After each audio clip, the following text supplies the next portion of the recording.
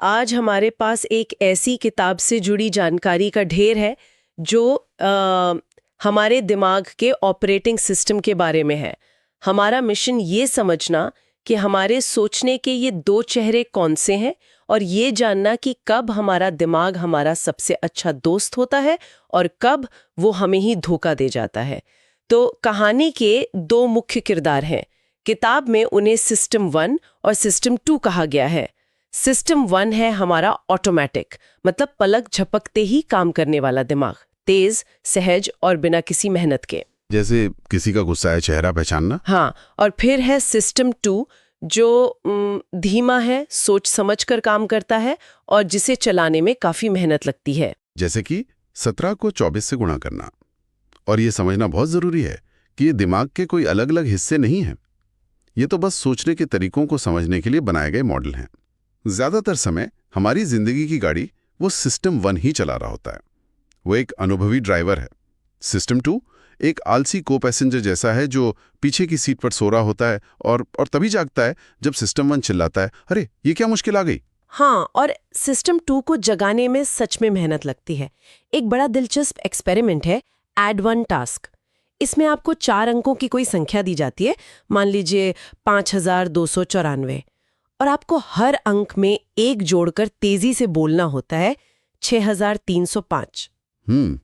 सुनने में तो बड़ा आसान लगता है। पर जब आप इसे लगातार करते हैं तो ये दिमागी तौर पर बहुत थका देता है। और इसका सबूत भी है।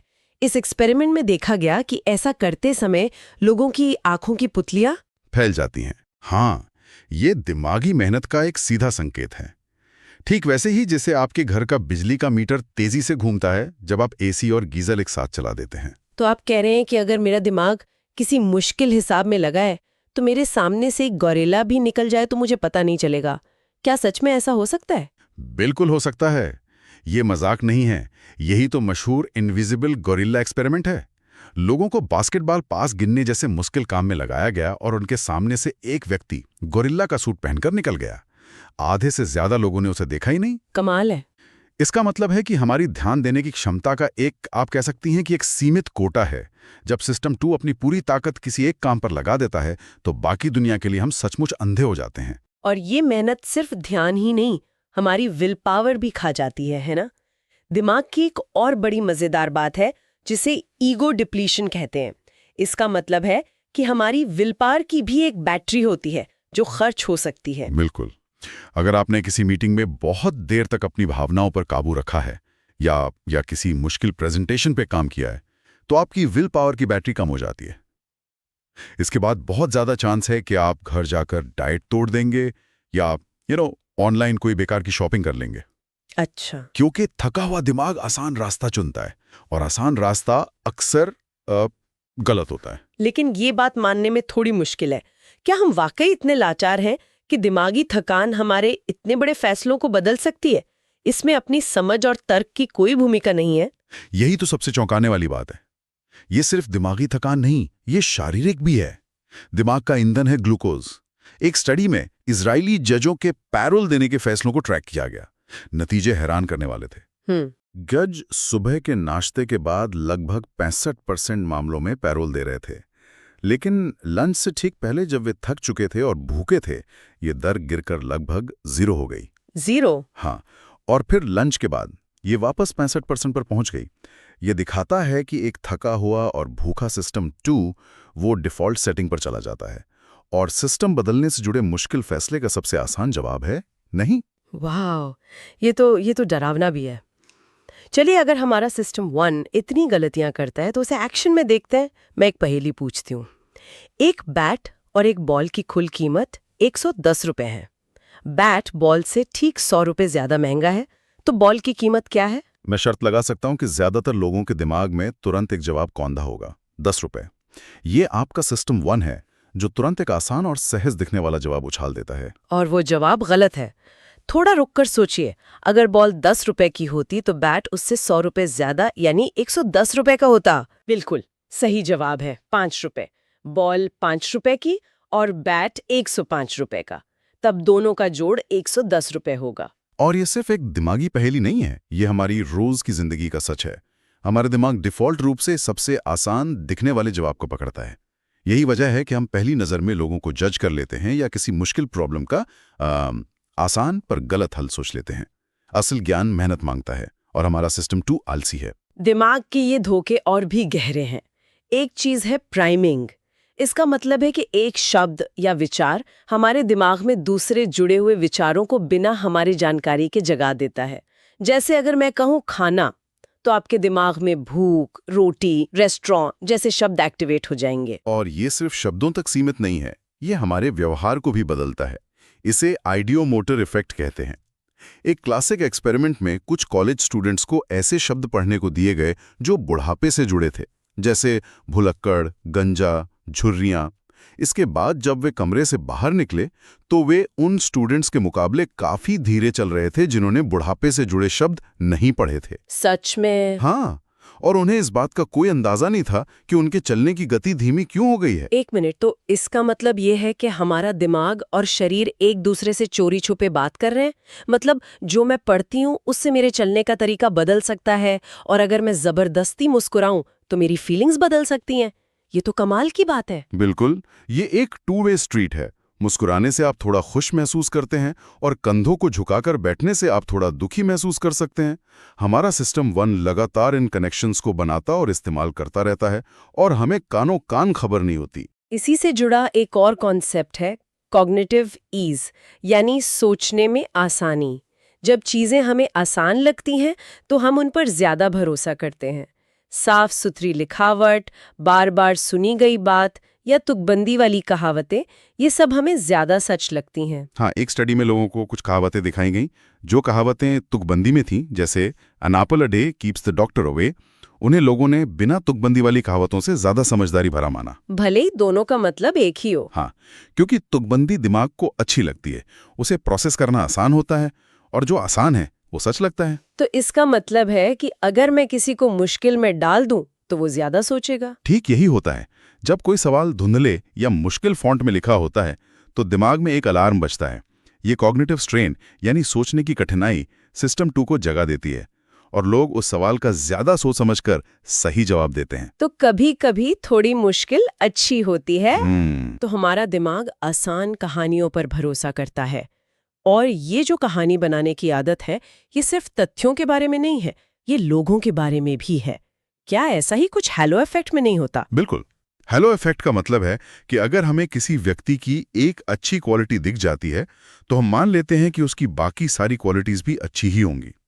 अगर कोई दिखने में सुंदर और आत्मविश्वासी है तो मान लेते हैं कि वो बुद्धिमान और ईमानदार भी होगा, भले ही हमारे पास इसका कोई सबूत न हो।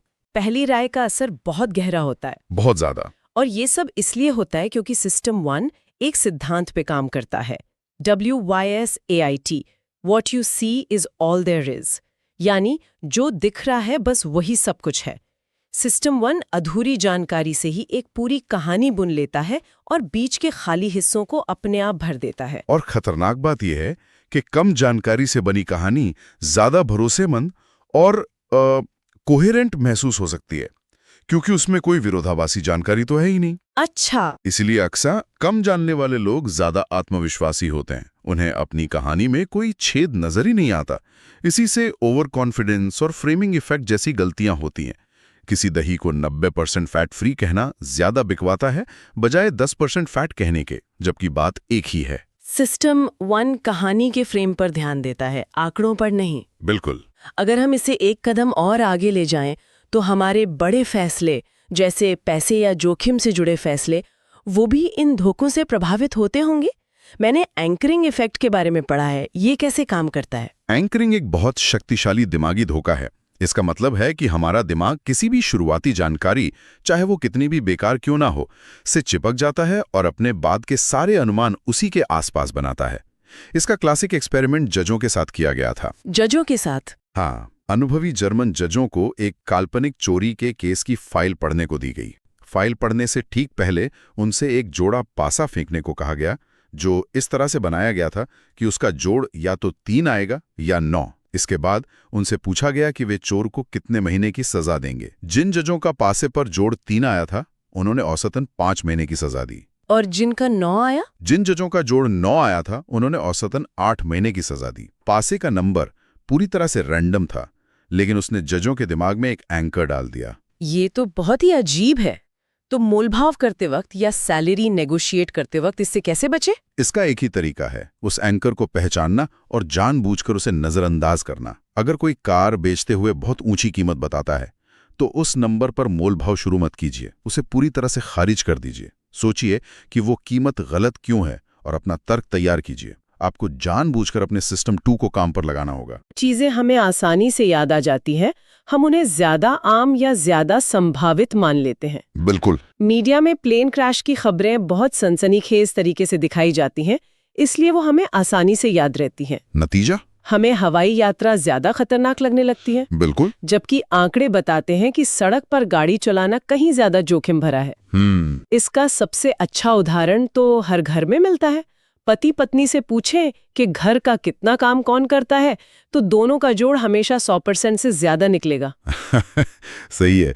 मुझे अपना किया हुआ काम तो क्रिस्टल क्लियर याद रहता है, पर दूसरे का उतना नहीं। और जब बात फायदे और नुकसान की आती है तब तो हमारा दिमाग और भी अजीब तरह से काम करता है।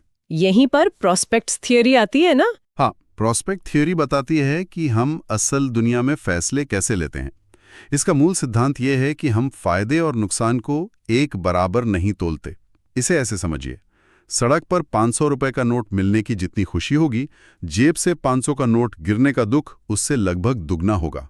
नुकसान हमें फायदे से ज्यादा चुभता है। बिल्कुल, इसे लॉस अवर्जन कहते हैं।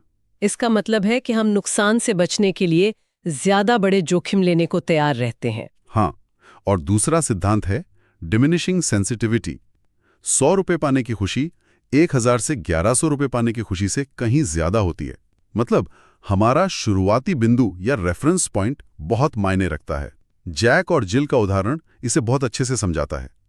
आज दोनों के पास 5 करोड़ रुपए हैं। ओके।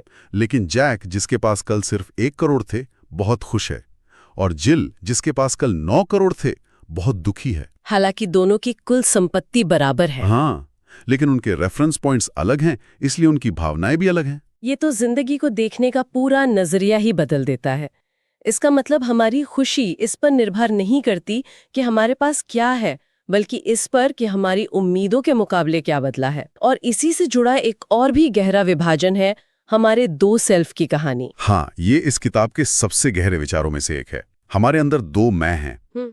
एक है एक्सपीरियंसिंग सेल्फ, जो हर पल को जीता है, जो दर्द और खुशी को महसूस करता है। और दूसरा है रिमेंबरिंग सेल्फ, जो उस अनुभव की कहानी लिखता है, जो यादें बनाता है। और हमारे भविष्य के सारे फैसले कौन लेता है? कहानी लिखने वाला, रिमेंबरिंग सेल्फ। बिल्कुल। और ये यादें बहुत ही अजीब तरीके से बनाता है। ये पूरे अनुभव को याद नहीं रखता, ये सिर्फ 2 चीजों पर ध्यान देता है। अनुभव का पीक यानी सबसे तीव्र पल, चाहे वो अच्छा हो या बुरा हो, और उसका एंड यानी अंत। अनुभव कितना लंबा था इससे कोई मतलब नहीं। कोई मतलब नहीं। इसे ड्यूरेशन नेग्लेक्ट कहते हैं। छोटी सी ट्रिप जिसका अंत बहुत शानदार हो, वो एक बेहतरीन याद बन जाएगी। ठीक यही होता है। हमारा रिमेंबरिंग सेल्फ एक बहुत ही खराब कहानीकार है, लेकिन डायरेक्टर वही है। इसी वजह से एक विचारोत्तेजक सवाल उठता है, क्या आप ऐसी छुट्टी पर जाना चाहेंगे जो बहुत शानदार हो, लेकिन शर्त यह हो कि अंत में आपकी सारी तस्वीरें डिलीट कर दी जाएंगी और आपको एक ऐसी दवा दी जाएगी जिससे आप सब कुछ भूल जाएंगे? शायद नहीं, क्योंकि अगर यादें ही नहीं बचेंगी तो उस अनुभव का कोई मतलब नहीं। इसका मतलब हम अपने पलों को जीने के लिए नहीं, बल्कि अच्छी यादें बनाने के लिए जीते हैं। हम अपने रिमेंबरिंग सेल्फ के लिए जीते हैं। और क्योंकि हम इंसान इतने तर्कहीन हैं, यहीं से नज पॉलिसी का आइडिया आता है। इसका मतलब है कि हम लोगों को बेहतर फैसले लेने में मदद कर सकते हैं, बिना उनकी आज़ादी छीने। जैसे रिटायरमेंट सेविंग वाला उदाहरण। हाँ, ये सबसे अच्छा उदाहरण है। इसे लिबर्टेरियन पैटर्नलिज्म भी कहते हैं। सुनने में बड़ा भारी शब्द लगता है, पर इसका मतलब सीधा है, लोगों को चुनने की पूरी आज़ादी दो। वो हुआ लिबर्टेरियन हिस्सा। और डिफॉल्ट ऑप्शन ऐसा बनाओ जो उनके भले के लिए हो। सही, वो हुआ पैटर्नलिज्म, यानी बड़ों की तरह देखभाल करना। तो कंपनियां अपने कर्मचारियों को ऑटोमेटिक रूप से सेविंग प्लान में डाल देती हैं और उन्हें बाहर निकलने का यानी ऑप्ट आउट का विकल्प देती हैं। क्योंकि डिफॉल्ट से हटने में मेहनत लगती है, ज्यादातर लोग बचत करते रहते हैं। तो आज की इस पूरी पड़ताल का सार ये है कि सिस्टम 1 और सिस्टम 2 हमारी सोच को समझने के शक्तिशाली मॉडल हैं। सिस्टम 1 हमारी ज्यादातर जिंदगी को सफलतापूर्वक चलाता है, लेकिन वो अपनी ही बनाई हुई कहानियों और शॉर्टकट का गुलाम है। हमें उसे पूरी तरह से काबू करने की कोशिश नहीं करनी चाहिए, बल्कि ये सीखना चाहिए कि कब उस पर भरोसा करें और कब अपने आलसी सिस्टम 2 को जगाएं। और एक व्यक्ति के मुकाबले संगठन या संस्थाएं अक्सर बेहतर फैसले ले सकती हैं। ऐसा इसलिए क्योंकि वो स्वाभाविक रूप से सिस्टम 2 की तरह काम करती हैं। वे धीरे सोचती हैं, उनके पास चेकलिस्ट होती हैं, प्रक्रियाएं होती हैं और सबसे जरूरी, वहां अलग-अलग दृष्टिकोण वाले लोग होते हैं जो एक दूसरे की गलतियों को पकड़ सकते हैं। एक अकेला दिमाग अपनी गलतियों को आसानी से नहीं देख पाता। बिल्कुल। और शायद सिर्फ इन शब्दों को जानना, जैसे एंकरिंग, लॉस अवर्जन, फ्रेमिंग, ही पहला कदम है। ये शब्द हमें अपनी और दूसरों की सोच में इन गलतियों को पहचानने के लिए एक भाषा देते हैं। ये हमारी दिमागी टूलकिट को अपग्रेड करने जैसा है। बिल्कुल। और इसी सोच के साथ हम आज की चर्चा को एक सवाल पर छोड़ते हैं। हमने देखा कि संगठन अपनी फैसले लेने की प्रक्रिया में चेकलिस्ट और बाहरी दृष्टिकोण जैसे तरीकों का इस्तेमाल करके गलतियों से बचते हैं। तो क्या कोई व्यक्ति अपने जीवन के बड़े फैसलों में, जैसे करियर बदलना या घर खरीदना, इन तरीकों को अपनाकर अपने ही दिमाग के धोखों से बच सकता है? क्या हम अपनी व्यक्तिगत सोच को डीबग करने के लिए खुद अपनी चेकलिस्ट बना सकते हैं?